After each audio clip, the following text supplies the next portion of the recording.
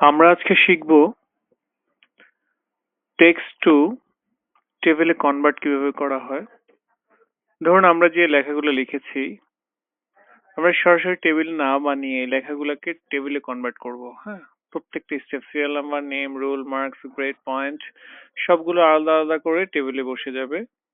নাম, roll number, যেভাবে স্টেপগুলো সাজানো হয়েছে। তো এর জন্য আমরা যদি অন্যভাবে বানাতে যাই সেক্ষেত্রে আমাদেরকে প্রথমে টেবিলে গিয়ে আমরা টেবিল তৈরি করি, দেন টেবিলের ভিতরে এগুলো লিখি।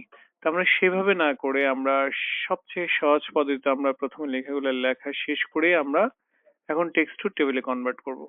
তো সেজন্য আমাদেরকে প্রথমে লেখাগুলো সিলেক্ট করতে হবে, সিলেক্ট করে চলে যেতে হবে টেবিলে। টেবিলে গিয়ে আমাদের চলে যেতে হবে convert text to table. Convert text to টেবিলে আমরা ক্লিক করব, ক্লিক করে আমরা এখানে ক্লিক করব অটো ফিল টু কন্টেন্টস, এখানে ক্লিক করব।